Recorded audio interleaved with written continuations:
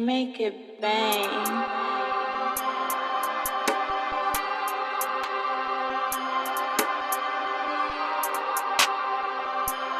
It's alive.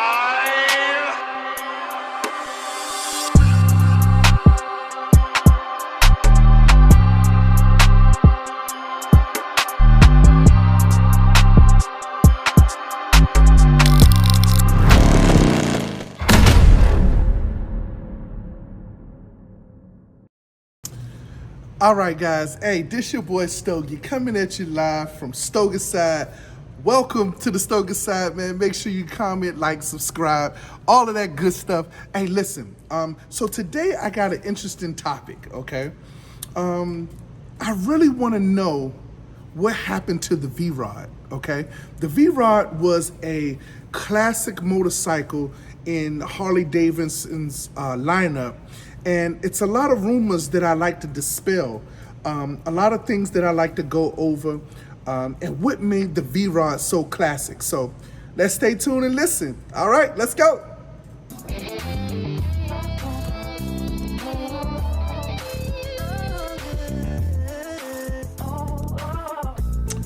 All right, guys, so the V-Rod is an interesting motorcycle. So a lot of people already know that the V-Rod had the Porsche motor in it, okay?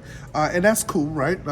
Harley had partnered with Porsche probably in the mid-90s sometime in order to come up with the concept because at that time, Harley was on the decline.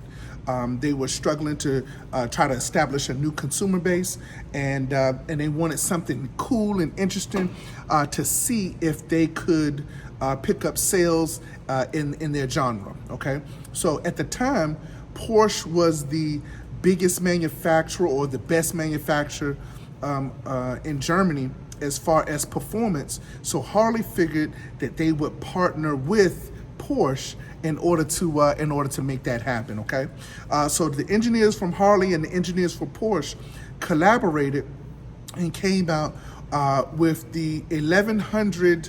I think it was 1123cc V-Rod. V-Rod first came out in 2001. Now, the reason why I'm talking about this is because the V-Rod is probably one of the Harleys that holds its value, like really holds its value. People all over the world recognize the V-Rod. Harley kind of went into that in addition to trying to change the marketplace. They wanted to try to compete in the performance side of motorcycles. So at the time, you had different brands promoting muscle bikes and being stronger and more powerful. In the 90s, that's kind of when Japanese bikes like Kawi, Suzuki, Honda, all of these guys were like power bikes, right? Like they were power bikes.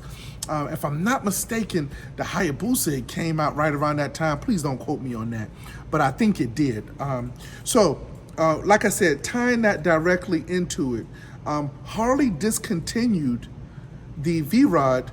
Now, this is what they're giving you, okay? They're telling you that it was discontinued due to emissions, right?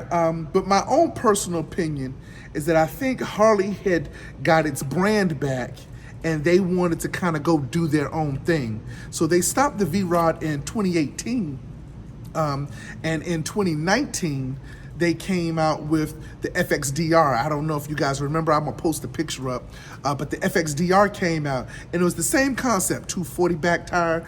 I think it was a 36 rake in the front, still the same rim style, nice forward controls, give you a muscle feel. Bike still kind of stocky.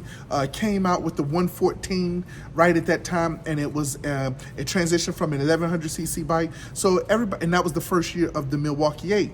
Well, I'm sorry, that's not true. A few years for the Milwaukee 8, right? So it came out in 2017, 2018, right?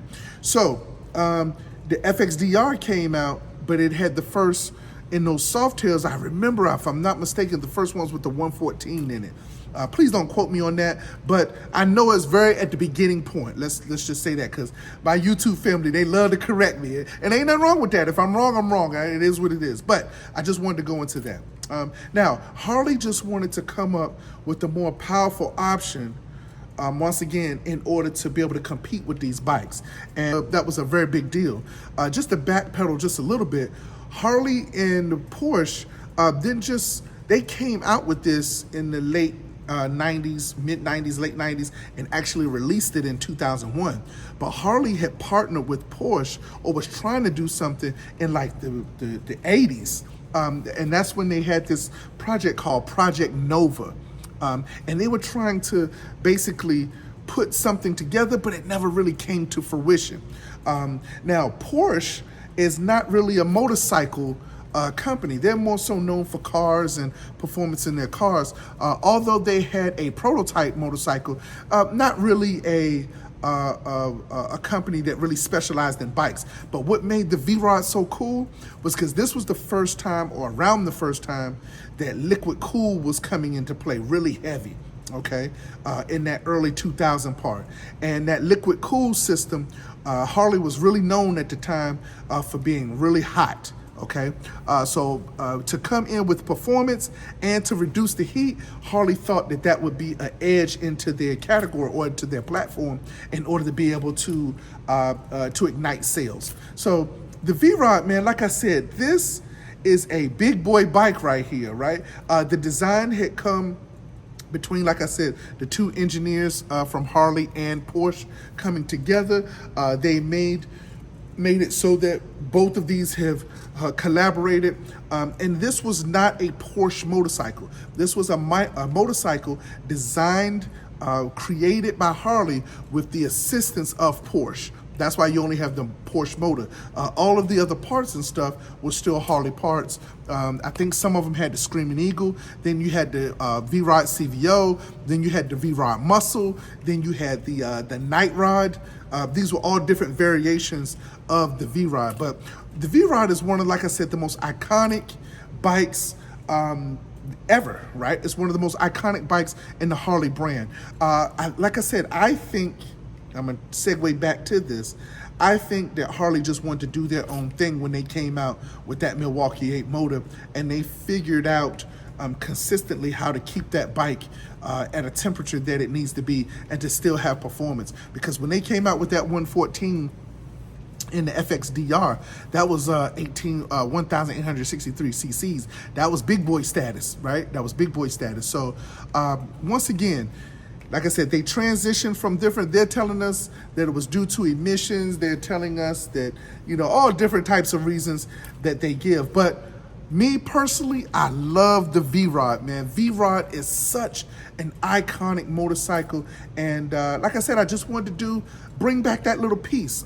Certain bikes I like to talk about because once again, we need to keep these bikes alive, right? Keep these bikes alive. They hold their value. They are discontinued. They don't make the V-Rod anymore. So if you can get your hands on one, please do so. I promise you, it will not disappoint you, right? Now, another thing about the V-Rod that I thought that was really cool is that Harley at the time came up with the name Revolution Engine, right?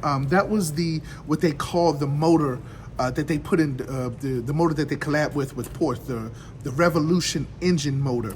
Now, I thought that was kind of segue if you fast forward to the Rev Max motor that they have right now that goes into the Pan America, the Nightster S, the Sportster S, that style of motorcycle.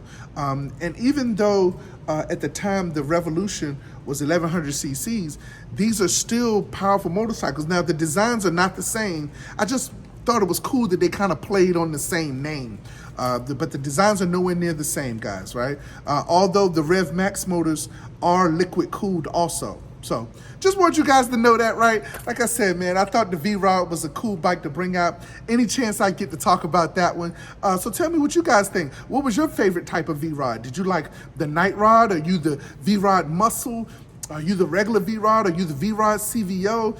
That nice Harley sound that came with the V-Rod, even though it was liquid cooled, that bloop, bloop, bloop, bloop, bloop, that noise, that little girthy, the sound that comes. Man, like I said, it was priceless. So appreciate you guys watching the channel, man. I hope that you guys learned something about the V-Rod today. I thought it was a cool bike to go over. Any questions that you have about the V-Rod, if I can answer it, I promise you I will. Once again, a lot of dealerships cannot get parts on V-Rods, so it's going to be hard to see them in dealerships. Generally, these are going to probably be for private sale, but I'm telling you, if you ever buy one, it's really hard to get parts for it if you ever need it, okay? All right, guys, appreciate y'all. Welcome to the Stoger side. Have a happy holiday. Let's go.